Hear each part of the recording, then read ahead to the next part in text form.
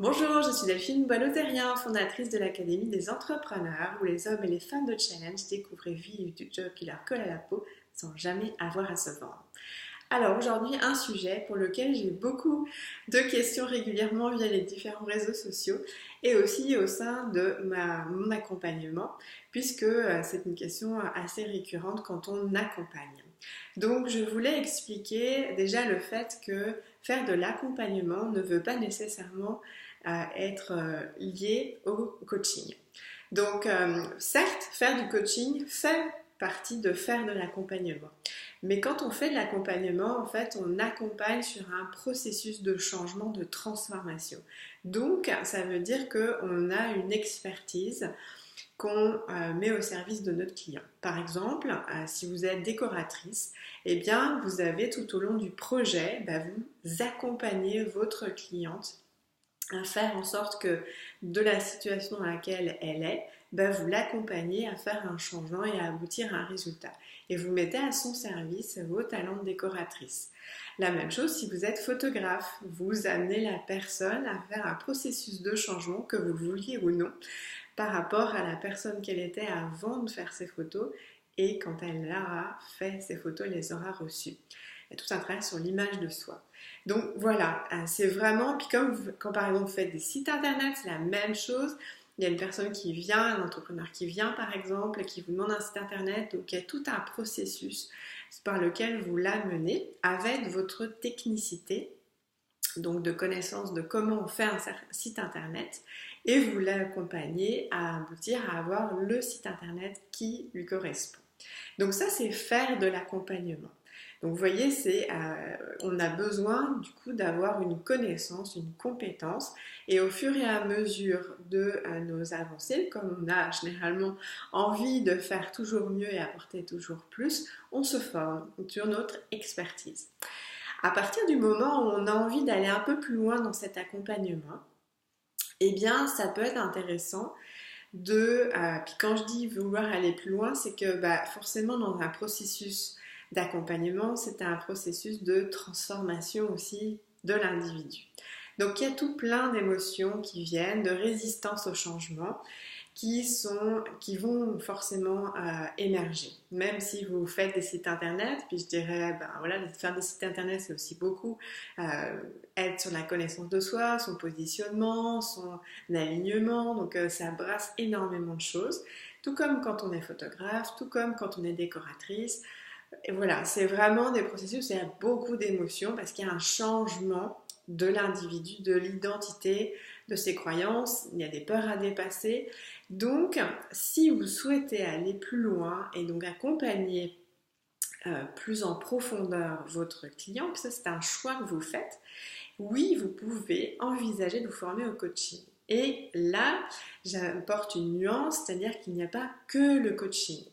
Comme je vous le disais au début, qu'accompagnement ne veut pas dire stricto sensu devenir coach, donc déjà je vous ai expliqué pourquoi, et ensuite se former au coaching, c'est une voie certes, mais c'est pas forcément la vôtre. Donc pour vous expliquer un petit peu plus loin, devenir coach, c'est comme si vous vous formiez à devenir consultant. Donc c'est en fait une formation générique où vous allez avoir un ensemble d'outils, je dirais un premier bagage d'outils, et vous allez apprendre une posture, une éthique professionnelle. Mais ça n'en fait pas tout. Et donc, comme étant consultant, si vous dites, je suis consultant, on va vous demander, vous faites quoi concrètement? Vous faites du consulting dans quel domaine? Le coaching, c'est la même chose. Donc, c'est la raison pour laquelle, en amont de ça, il faut définir quelle est votre expertise, en quoi vous avez des compétences, puisque tout ce que je viens de vous dire, c'est important. Et donc, le coaching, c'est une chose. Et comme je vous le disais, c'est une formation générique, comme le consulting, qui va vous apporter une posture, une éthique et un premier bagage d'outils. Mais en fait, quand on souhaite aller vers le coaching, c'est qu'on a cette envie, comme je vous le disais précédemment, d'aller plus loin dans la gestion des émotions, d'aller plus loin dans la compréhension des résistances et aider vos clients à les dépasser. Et donc, il n'y a pas que le coaching qui peut être utilisé ou pour lequel vous pouvez être formé. Il y a aussi les techniques de PNL, il y a des techniques de constellation familiale, il y a des techniques d'analyse transactionnelle, il y a tout un tas de techniques, d'outils aussi. Donc les techniques en fait sont des techniques et pas nécessairement des postures comme vous aurez dans le coaching. Donc en fait, je vous invite, quand vous vous posez la question est-ce que je dois me former au coaching, puis l'idée c'est pas est-ce que je dois, c'est est-ce que j'ai envie, est-ce que ça fait du sens par rapport à ce que je veux apporter à ma clientèle. Donc considérez ce que je viens de vous dire au préalable et ensuite investiguez ce qui vous attire le plus. Moi j'avais une cliente qui avait fait mon forfait starter et qui était venue en me disant ben voilà, moi je veux me former au coaching.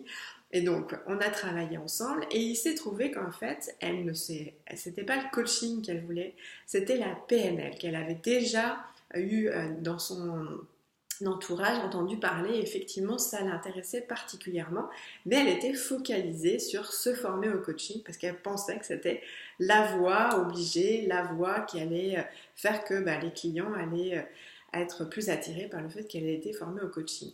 Ça n'est pas le cas. La première chose, c'est est-ce que ça fait du sens pour vous par rapport à ce que je vous ai dit en préalable? Et puis, voilà, quelle est la technique, l'outil qui vous semblerait pour vous avoir du sens et ajouter vraiment une dimension supplémentaire? Et je vous invite, une fois que vous avez identifié ça, à aller rencontrer des professionnels pour leur demander, leur poser toutes les questions que vous avez besoin par rapport à votre prise de décision en conscience. Et allez voir en fait tout un panel de professionnels parce que forcément dans le panel, vous allez trouver des personnes qui sont très enthousiastes, qui réussissent et d'autres qui ne le sont pas. Donc il faut que vous donniez un maximum de choix, de chance d'aller vraiment auprès des personnes qui vivent de ce qu'ils font et qui vont vraiment vous expliquer avec toute la passion qu'ils ont eue à faire ces formations-là. Moi pour ma part, quand j'ai été dans les formations de coaching, je me suis trouvée vraiment comme un poisson dans l'eau, puis je me suis sentie avoir trouvé ma place.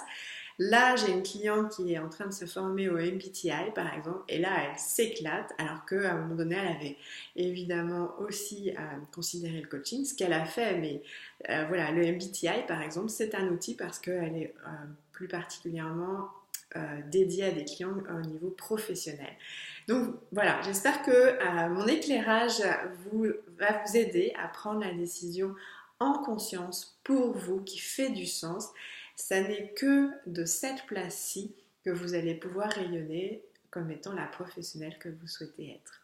Voilà, je vous remercie et puis si jamais vous avez d'autres questions, n'hésitez pas. Je vous dis à bientôt. Au revoir.